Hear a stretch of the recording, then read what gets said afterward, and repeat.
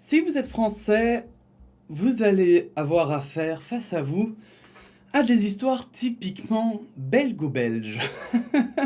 Ce sont des histoires qui, je pense, n'existent quasiment qu'en Belgique ou dans des pays un peu similaires dans le système de fonctionnement et qui est un exemple parfait du nombre de, comment dire, de mini-scandales qu'on peut avoir, du nombre de débats qui, selon moi, sont quand même relativement futiles, que l'on peut avoir dans notre pays concernant certaines décisions ou certaines sorties politiques, ici plutôt. Il y a un article qui résume très bien ça, un article du fameux Bertrand N, dont j'ai l'habitude de vous parler, qui résume très bien tout ça. Il y avait d'autres articles qui étaient sortis, mais je ne les trouvais pas forcément hyper intéressants. Celui-ci va bien résumer toute l'affaire. Donc, on va aller dedans. Hop, on met son nez dans cette histoire assez étrange. Alors, si vous êtes français, ou d'un autre pays d'ailleurs, sachez que en Belgique, donc, on est un pays avec deux langues principales, trois en réalité, mais il y en a surtout deux grandes. C'est le français et le néerlandais. Les néerlandais qui sont au nord du pays et les francophones qui sont les néerlandophones au nord du pays et francophones au sud du pays. Et ça crée parfois des tensions, et vous allez voir quel genre de tensions ça crée. L'hésitation vaccinale des francophones, une aubaine pour les nationalistes flamands. La vaccination prend un tour communautaire après les déclarations du ministre-président flamand Jan Jambon, laissant entendre que la Flandre devrait pouvoir déconfiner plus vite sa population qui bénéficie d'une meilleure couverture vaccinale. De temps à autre, les nationalistes flamands doivent rappeler ce qu'ils sont. La Flandre passe avant la Belgique, le flamand avant le belge. Jan Jambon évoque donc l'idée d'assouplissement différencié si la couverture vaccinale devient plus grande entre nord et sud. Un autre membre de son gouvernement, qui n'est pas nationaliste flamand, mais qui bien sûr est flamand, et bien sûr nationaliste, même s'il est démocrate chrétien, Wouter Beke, CDNV, donc CDNV c'est centre droit, Jan Jambon il est NVA, donc ça c'est la droite, ne dit pas autre chose. La Flandre, pardon, ne doit pas être la victime de la situation francophone. Le flamand doit être récompensé.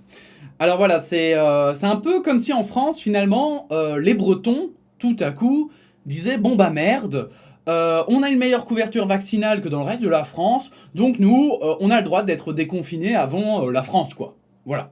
Parce que vous savez, nous on n'est pas français, on est bretons en plus, donc on a le droit d'être récompensés parce qu'on est bretons. Du côté francophone, c'est vu assez bizarrement et ce genre de sortie irrite énormément parce que on voit un énorme manque de respect de la part de ces politiques qui déjà ne représentent pas du tout l'opinion générale du peuple néerlandophone, hein, de la population néerlandophone. Ça n'a aucun... Enfin, voilà, ce sont leurs idées à eux, ces politiciens, et c'est un peu comme Macron quand il a l'impression que parce qu'il a été élu, on l'a élu pour tout son programme. Eh bien, les politiciens flamands, souvent, c'est un peu la même chose. Ils se disent « Ah voilà, on m'a pas élu parce que peut-être qu'on aime ma gestion économique hein, du pays, ou parce qu'on aime ma gestion sociale du pays. » Non, non, non, ils se disent « On m'aime pour tout ce que je dis. » Et il manque un peu parfois de nuances. Et du coup, ça énerve beaucoup du côté francophone, puisque clairement, il y a toujours un côté un peu égoïste, un peu à part, quoi. C'est toujours, quand ça va pas, il y a un peu, voilà, quand ça va pas, ils demandent de l'aide à tout le monde, mais quand ça va bien, par contre, ils gardent un peu pour eux, et ça donne une image très négative de la Flandre, pour la Belgique en tout cas, pour les Belges. Comme de bien entendu, ces déclarations suscitent une levée de bouclier côté francophone. On s'indigne de cette communautarisation de la vaccination, alors que c'est ballot quand même, la vaccination est précisément du ressort des communautés. Bref, vous avez une photographie de la Belgique, un des nationalistes flamands qui souligne un des nationalistes flamands, pardon, qui souligne une différence avantageant la Flandre, je ne sais plus lire, au détriment du sud du pays. Des politiques flamands qui expliquent cette différence par des uniques ressorts culturels et attribuent ces avantages au seul mérite des Flamands, suscitant un sentiment d'injustice. 3. Des francophones qui s'indignent au nom de la solidarité. Depuis la fin des années 90, ce schéma est à l'œuvre. Flandre méritante, Wallonie sac de pierre, Bruxelles boulet. Voilà, et ça c'est vraiment pour ça que cet article je le trouve génial et hyper important.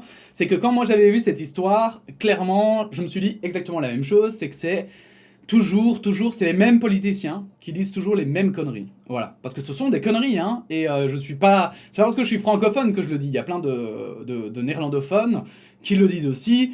C'est des gens qui essayent un peu de faire du populisme, hein, du coup, voilà, c'est comme... je vous dis, c'est comme Bretagne indépendante, quoi, c'est c'est un peu la même chose. Et qui dirait que c'est parce qu'ils sont bretons qu'ils sont mieux vaccinés, alors qu'en réalité, c'est beaucoup plus complexe. Par exemple, en Belgique, il y a beaucoup... Bruxelles est à la traîne au niveau de la vaccination, au niveau de nombre de personnes vaccinées, mais parce que il y a beaucoup de gens qui travaillent à Bruxelles, qui ont pu se faire vacciner à Bruxelles, parce qu'ils y travaillent, et qui habitent en Wallonie ou en Flandre. Donc par exemple, ça fausse totalement les chiffres, puisque Bruxelles est du coup dernière dans le classement entre les 3 régions, mais en même temps, Bruxelles vaccine des non-résidents de Bruxelles. Donc vous voyez, c'est un peu particulier, parce que même dans la façon dont on en parle là maintenant, c'est vrai que ça fait très... on se croirait dans un pays divisé en 3 pays. C'est assez particulier, et c'est effectivement un résumé de la Belgique. Un résumé de la Belgique, cette campagne de vaccination donc, car la vaccination est communautaire, qu'on le veuille ou non. Elle l'est d'un point de vue institutionnel, elle l'est du ressort des communautés, mais cette compétence est exercée par la région wallonne en Wallonie et la COCOM, la Commission communautaire commune à Bruxelles. Depuis le départ, les régions ont plutôt bien collaboré, mais il y a des divergences, sinon pourquoi exercer une compétence? Le choix de lieu de vaccination, le système de réservation Bruvax propre à Bruxelles, les différences existent aussi en termes de résultats, mais elles sont globalement contenues grâce sans doute à une forme de compétition entre les régions. C'est surtout sur le public le plus à risque, les plus de 65 ans, que la Flandre performe mieux que Bruxelles et la Wallonie, atteignant près de 93% de couverture, alors que nous sommes aux alentours de 70%. Le problème, c'est que cette divergence risque de s'accentuer, car le défi n'est plus d'abord logistique aujourd'hui, il est sans doute un peu culturel, la proximité avec la France, mais surtout sociologique. Bruxelles, ville cosmopolite et où, socio-économique, les populations plus défavorisées sont plus difficiles à toucher. Pour ces 3 raisons au moins, les sondages montrent que l'hésitation vaccinale est plus élevée dans le sud que dans le nord. Pression du Nord. Si la politique vaccinale est différente, il n'est pas idiot sur le papier que les conséquences soient également différentes. Sortons du Covid un instant. Imaginons que la vaccination contre la rougeole soit plus faible à Bruxelles qu'ailleurs. Il est logique d'imaginer que des règles spécifiques existent pour les seules crèches bruxelloises. Dans le même ordre d'idées, si la Flandre atteint l'immunité collective bien avant le Sud, la pression politique sera énorme pour obtenir des assouplissements. Bien sûr, le Covid n'est pas la rougeole, seuls les épidémiologistes peuvent nous dire s'il y a un fondement à assouplir les restrictions sur une base régionale. Mais quoi qu'il en soit, ça a un sens politique. Depuis le départ, le fédéral est omniprésent, les régions rongent leurs freins. Au nord, la NVA est mal à l'aise et ne sait pas comment se positionner dans cette crise. La divergence vaccinale est une aubaine pour exister à nouveau. Laisser entendre aux flamands qu'il est plus performant, plus méritant que le francophone, laisser entendre que le nord est injustement limité, freiné par le Sud, qualifié d'irresponsable, la NVA et derrière le CDNV ne pourront sans doute pas y résister. On ne vaccinera pas les nationalistes contre leurs convictions. Et voilà, et là, donc c'est là-dessus que s'arrête l'article, évidemment. Il n'y a pas vraiment grand-chose à en dire d'autre, si ce n'est que cet article est extrêmement intéressant sur la situation en Belgique, en fait, la situation politique. Parce que quand je regarde du côté de la France, on fait quand même face à un pays qui est relativement beaucoup plus soudé que le nôtre, dans le sens où les divergences sont plutôt idéologiques. On a l'extrême droite, on a l'extrême gauche, et les gens vont de plus en plus dans ces 2 extrêmes. Alors qu'en Belgique, en plus de ces divergences idéologiques, qui s'accentuent aussi de plus en plus, on a les divergences de langage, les divergences linguistiques, qui viennent amener comme ça des problèmes qui parfois n'en sont pas. Parce que ici, c'est vrai que la réflexion de savoir si on ne devrait pas déconfiner des régions en fonction, en fait, de leur vaccination, de leur immunité collective, c'est une vraie réflexion à avoir. Sauf que voilà, il y a des personnes populistes, des politiciens qui se disent « tiens, tant qu'à faire, je vais gagner des points, et c'est parti, on va faire croire que le flamand est bien au-dessus de tout le monde. » Mais alors du coup, parce que là, ce politicien... ils se croient au-dessus des francophones, mais aussi, enfin francophones, mais vraiment au sens très large, hein. Donc voilà, c'est un peu... encore une fois, je le répète, hein, ça ne représente pas du tout, je pense, j'en ai une intime conviction que ça ne représente pas du tout la majorité des néerlandophones, mais malheureusement, ils font beaucoup de bruit.